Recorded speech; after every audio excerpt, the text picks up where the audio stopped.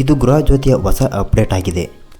ಬಾಡಿಗೆ ಮನೆಯಲ್ಲಿ ವಾಸ ಇರುವವರಿಗೆ ಗೃಹಜ್ಯೋತಿ ಉಚಿತ ಲಾಭವನ್ನು ಪಡೆಯಲು ಸರ್ಕಾರದಿಂದ ಹೊಸ ನಿಯಮ ಜಾರಿ. ಏನಿದು ಹೊಸ ನಿಯಮ?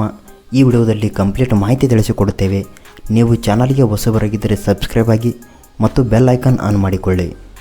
ನಮ್ಮ ರಾಜ್ಯದಲ್ಲಿ ಬಾಡಿಗೆ ಮನೆಗಳಲ್ಲಿ ವಾಸವನ್ನು ಮಾಡುತ್ತಿರುವವರು ಒಂದು ವೇಳೆ ಏನಾದರೂ ಸಮಸ್ಯೆಯಿಂದ ಮನೆಯನ್ನು ಬದಲಾಯಿಸಿದರೆ ಅಂಥವರು ಈ ಗೃಹಜ್ಯೋತಿ ಯೋಜನೆಯ ಲಾಭವನ್ನು ತಮ್ಮ ಹೊಸ ಬಾಡಿಗೆ ಮನೆಯಲ್ಲಿ ಪಡೆಯಲು ಸಾಧ್ಯವಿರಲಿಲ್ಲ. ಆದರೆ ಈಗ ನಮ್ಮ ರಾಜ್ಯ ಸರ್ಕಾರವು ಇದಕ್ಕೆ ಒಂದು ಹೊಸ ವ್ಯವಸ್ಥೆಯನ್ನು ಮತ್ತು ನಿಯಮವನ್ನು ಜಾರಿಗೆ ತಂದಿದೆ. ಕಳೆದ ವರ್ಷದಿಂದ ಕಾಂಗ್ರೆಸ್ ಸರ್ಕಾರವು ನಮ್ಮ ರಾಜ್ಯದಲ್ಲಿ ಗೃಹಜ್ಯೋತಿ ಯೋಜನೆಯನ್ನು ಜಾರಿಗೆ ತಂದಿದೆ. ಅನೇಕ ಜನರು ತಮ್ಮ ವಿದ್ಯುತ್ ಶುಲ್ಕವನ್ನು ಪಾವತಿಸದೆ ಈ ಯೋಜನೆಯ ಉಚಿತ ಲಾಭವನ್ನು ಪಡೆಯುತ್ತಿದ್ದಾರೆ. ಈ ಒಂದು ಯೋಜನೆ ಅಡಿಯಲ್ಲಿ ಜನರು ಪ್ರತಿ ತಿಂಗಳು 200 ಯೂನಿಟ್ಗಳವರೆಗೆ ಉಚಿತ ವಿದ್ಯುತ್ ಪಡೆಯುತ್ತಿದ್ದಾರೆ.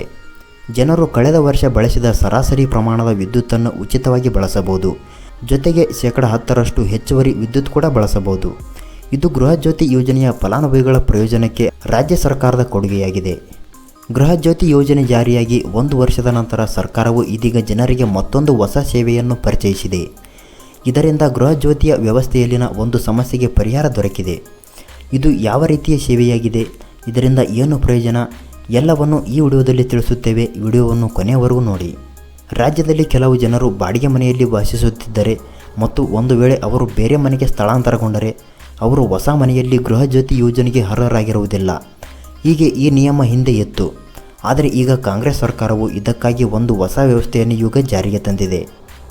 ನಿಮ್ಮ ಮನೆಗೆ ಆರ್ಆರ್ ಸಂಖ್ಯೆಯನ್ನು ಅನ್ಲಿಂಕ್ ಮಾಡುವ ಮೂಲಕ ಮತ್ತು ಅದನ್ನು ನಿಮ್ಮ ಹೊಸ ಮನೆಗೆ ಆರ್ಆರ್ ಸಂಖ್ಯೆಯೊಂದಿಗೆ ಲಿಂಕ್ ಮಾಡುವ ಮೂಲಕ ನೀವು ನಿಮ್ಮ ಮನೆಯನ್ನು ಬದಲಾಯಿಸಿದರೂ ಸಹ ಗೃಹಜ್ಯೋತಿ ಯೋಜನೆಯ ಪ್ರಯೋಜನಗಳನ್ನು ಪಡೆಯಲು ಇದು ನಿಮ್ಮನ್ನು ಸಕ್ರಿಯಗೊಳಿಸುತ್ತದೆ. ಇದು ಸರ್ಕಾರದ ಹೊಸ ವ್ಯವಸ್ಥೆಯಾಗಿದೆ.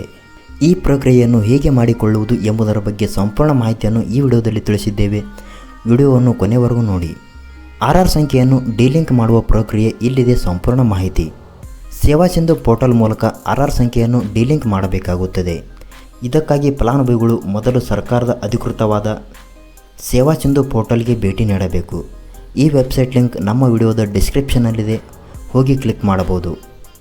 ನಂತರ ನೀವು ಅಲ್ಲಿ ನಿಮ್ಮ ಮನೆಯ ಗೃಹಜ್ಯೋತಿ ಯೋಜನೆಗೆ ಲಿಂಕ್ ಮಾಡಿರುವ ಆಧಾರ್ ಸಂಖ್ಯೆಯನ್ನು ನಮೂದಿಸಿ ನಂತರ ಗೆಟ್ ಡೀಟೇಲ್ಸ್ ಆಯ್ಕೆಯನ್ನು ಸೆಲೆಕ್ಟ್ ಮಾಡಿ. ಈಗ ನಿಮ್ಮ ಆಧಾರ್ ಕಾರ್ಡ್ ಲಿಂಕ್ ಇರುವ ಫೋನ್ ನಂಬರ್ಗೆ ಒಂದು OTP ಬರುತ್ತದೆ. ಅದನ್ನು ಪರಿಶೀಲಿಸಿ ಮತ್ತು ಎಂಟರ್ ಮಾಡಿ ಹಾಗೂ ದೃಢೀಕರಿಸಿ. ಇದೆಲ್ಲ ಆದ ನಂತರ ನಿಮ್ಮ ಹಳೆಯ ಆರ್ಆರ್ ನಂಬರನ್ನು ಡಿಲಿಂಕ್ ಮಾಡಿ ಮತ್ತು ನಿಮ್ಮ ಹೊಸ ಆರ್ಆರ್ ನಂಬರನ್ನು ಲಿಂಕ್ ಮಾಡಿಕೊಳ್ಳಿ. ಇಷ್ಟು ಮಾಡಿದರೆ ಸಾಕು, ನಿಮ್ಮ ಹೊಸ ಬಾಡಿಗೆ ಮನೆಗೆ ನಿಮ್ಮ ವಿದ್ಯುತ್ ಬಿಲ್ ಫ್ರೀಯಾಗಿ ಶುರುವಾಗುತ್ತದೆ. ಈ ಮಾಹಿತಿಯ ಬಗ್ಗೆ ನಿಮಗೆ ಏನೆನಿಸುತ್ತದೆ ಕಮೆಂಟ್ ಮಾಡಿ ಮತ್ತು ವಿಡಿಯೋ ಇಷ್ಟ ಆದರೆ ಲೈಕ್ ಮಾಡಿ.